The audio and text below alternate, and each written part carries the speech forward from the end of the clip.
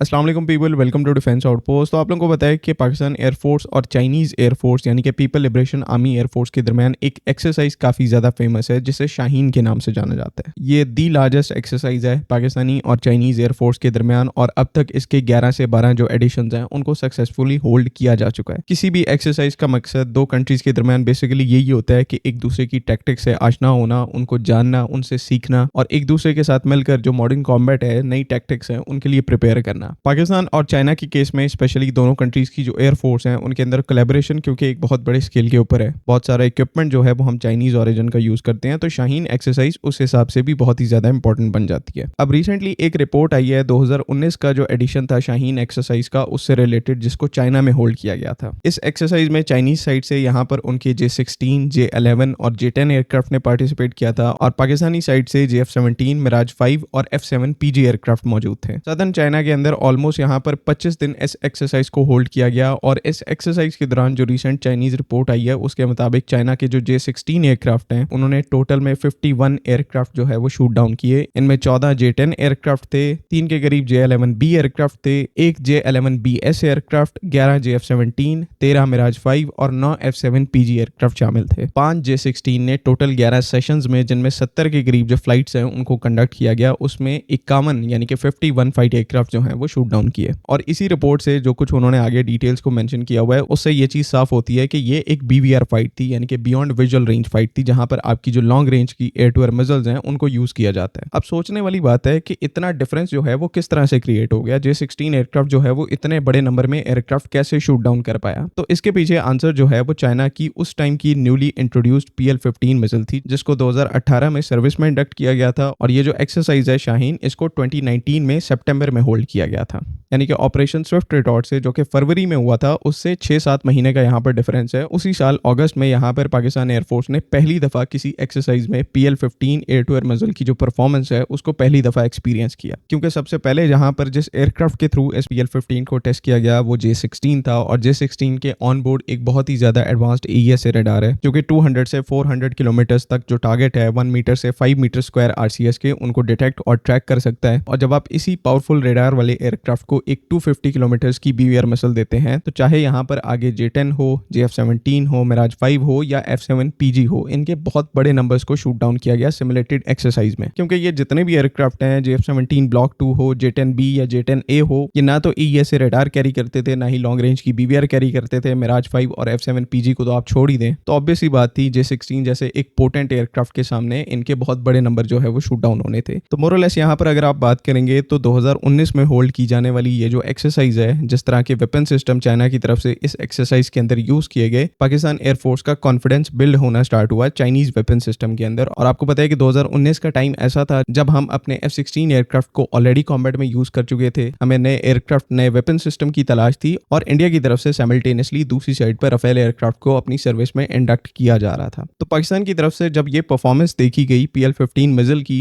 तो ऑलमोस्ट ये चीज कंफर्म थी कि हम फ्यूचर में जाकर इसी मिसाइल को अपनी सर्विस में इंडक्ट करेंगे और वो चीज 2022 में हमने कर ली, लेकिन J-10C एयरक्राफ्ट के साथ, J-16 एयरक्राफ्ट के साथ नहीं। ऑल्दो इसी 2019 की एक्सरसाइज में और बाकी जो दूसरी एक्सरसाइज है, पाकिस्तान एयरफोर्स के जो पायलट्स हैं उन्होंने चाइनीज फ्लैंकर्स को टेस्ट आउट किया, जिनमें J-16 एयरक्राफ्ट भी शामिल था। हमारे जो पायलट्स हैं उन्होंने इन एयरक्राफ्ट के ऊपर सॉर्टीज को कंडक्ट किया और दूसरे अल्फाज में आप यहाँ पर कह सकते थे कि पाकिस्तान एयरफोर्स इस प्लेटफॉर्म से J-16 एयरक्राफ्ट से इंप्रेस थी। लेकिन फिर 2022 में PL-15 के साथ J-10C एयरक्राफ्ट क्यों सिलेक्ट किया गया, तो इस पॉइंट को हम पहले भी डिस्कस कर चुके हैं कि जो चाइनीज फ्लैंकर एयरक्राफ्ट हैं, चाहे J-16 हो, J-11 हो, वो ऑलमोस्ट यहाँ पर पाकिस्तान एयरफोर्स के लिए लॉक है। उनको पाकिस्तान एयरफोर्स अक्वायर नहीं कर सकती, क्योंकि रशिया ने, जिनके ये ओरिजिनल डिजाइन हैं, उन्होंने इसके ऊपर एक्सपोर्ट रिस्ट्रिक्शन लगाई हुई है कि चाइना ऐसे जो एयरक्राफ्ट हैं फ्लैंकर सीरीज के J-16, J-11, उनको किसी और कंट्री को अपने अलावा सेल नहीं कर सकता। फॉर दैट वेरी रीजन जब J-16 एयरक्राफ्ट को पाकिस्तान एयरफोर्स अक्वायर नहीं कर सकती थी, तो मोर और लेस हमारे पास J-10C के अलावा और कोई ऑप्शन नहीं था, क्योंकि वही एयरक्राफ्ट यहाँ पर बाकी रह गया था जिसके साथ आपको PL-15 मिसाइल अभी भी मिल रही थी। और ये शुरू से ही ऐसे होना था, J-10C एयरक्राफ्ट ही हमारी सर्विस में आना था। ये तो मैं अभी आपको एक्सप्लेन करने के लिए बता रहा हूँ कि J-16, J-11 जैसे जो एयरक्राफ्ट है उनको पाकिस्तान एयरफोर्स कभी भी अक्वायर नहीं कर सकती। तो पहले से पाकिस्तान एयरफोर्स के लिए जो ओनली ऑप्शन था वो J-10C एयरक्राफ्ट था और वो हमारी कैपेबिलिटी और रिक्वायरमेंट को पूरा कर रहा है। आप सबको इस चीज का पता है। तो एक ये 2019 वाली जो पाकिस्तान और चाइना की शाहीन एक्सरसाइज है, इसने जो मॉडर्न BVR के कॉन्सेप्ट है उनको दोबारा से राइट किया, क्योंकि इससे पहले तो लॉन्ग रेंज की BVR फाइट्स इसका कोई कॉन्सेप्ट नहीं था। 2018 में चाइना ने PL-15 को बनाया। 2019 के अंदर इस मिसाइल को इस एक्सरसाइज में, शाहीन एक्सरसाइज में टेस्ट किया गया एंड 2025 को जब इसी मिसाइल को J-10C एयरक्राफ्ट के साथ कॉम्बैट में लाया गया तो हिस्टोरिक रिजल्ट यहाँ पर अचीव किए और आज एक स्टैंडर्ड सेट हो चुका है कि अगर आपको BVR फाइट में डोमिनेट करना है तो उसके लिए जो एक बेसिक कंपोनेंट है वो आपकी लॉन्ग रेंज की मिसाइल है। उसके बाद नेटवर्क सेंट्रिक एनवायरनमेंट और बाकी चीजें बाद में आती हैं। तो ये इसका जो क्रेडिट है आप कह सकते हैं कि चाइनीज और पाकिस्तान एयरफोर्स को जाता है। इनकी ये जो एक्सरसाइज है शाहीन के नाम से उनको जाता है, जो कि अपने आप में अगर आप एक एंगल से देखेंगे तो एक बहुत बड़ी अचीवमेंट है। बाकी last but not the least ये चीज भी क्लियर करना काफी इंपॉर्टेंट है कि इस टाइम के ऊपर डिस्कशन चल रही है कि पाकिस्तान नेवी को J-16 अक्वायर कर लेना चाहिए। तो कैपेबिलिटी वाइज अगर देखेंगे तो J-16 एक एक्सेलेंट एयरक्राफ्ट है, बल्कि उसको अगर आप इस टाइम के ऊपर सबसे ज्यादा मॉडर्न जो 4.5 जनरेशन वाला एयरक्राफ्ट भी कह देंगे तो उसमें भी कोई डाउट नहीं है। और ऐसी कैपेबिलिटी हर एयरफोर्स को, हर मिलिट्री को, हर कंट्री को बहुत ही ज्यादा अच्छी लगती है और वो उसको अपनी सर्विस में इंडक्ट करना जरूर चाहेंगे। लेकिन आज आकर मसला वही है कि चाइना और रशिया की तरफ से ये जो प्लेटफॉर्म है ये सेल के लिए अप्रूव नहीं किया जाता। इसी वजह से ऑल्दो चाइना की जो फ्लैंकर है वो इवन रशिया के जो फ्लैंकर एयरक्राफ्ट है जिसने उनको डिजाइन किया उससे भी बेटर है, लेकिन फिर भी एक कंट्री ने यहाँ पर चाइना से उनके जो J-16 J-11 एयरक्राफ्ट है उनको परचेज नहीं किया क्योंकि वहां पर एक एक्सपोर्ट रिस्ट्रिक्शन है। रशिया ने अपने फ्लैंकर एयरक्राफ्ट की जो मार्केट है उसको प्रोटेक्ट करना था Su-30 Su-35 को। तो जब चाइनीज को उन्होंने इन एयरक्राफ्ट के डिजाइन दिए तो उन्होंने मेक श्योर किया कि फ्यूचर में जाकर ये हमारी जो सेल्स हैं उनको हर्ट ना करें। एक एक्सपोर्ट रिस्ट्रिक्शन लगाई कि ये चाइना एयरक्राफ्ट मैन्युफैक्चर करके मॉडिफाई करके चाइनीज मिलिट्री को तो सेल कर सकता है, लेकिन बाकी किसी कंट्री को यहाँ पर एक्सपोर्ट नहीं किया जा सकते। अनलेस एक ही रास्ता है कि Pakistan at the same time China को भी अग्री करवा ले और रशिया को भी अग्री करवा ले इस बात पे कि एयरक्राफ्ट J-16 हमें सेल कर दें, डिप्लोमेटिकली ये चीज कर ली जाए तो J-16 एयरक्राफ्ट हमारे लिए ओपन हो सकते हैं। अदरवाइज इसके अलावा यहाँ पर और कोई रास्ता नहीं है। तो ये सारी सिचुएशन है। बाकी आई होप कि तमाम चीजें यहाँ पर क्लियर हैं। अगर आपका कोई ओपिनियन है तो काइंडली उसको कमेंट्स में जरूर लिखें।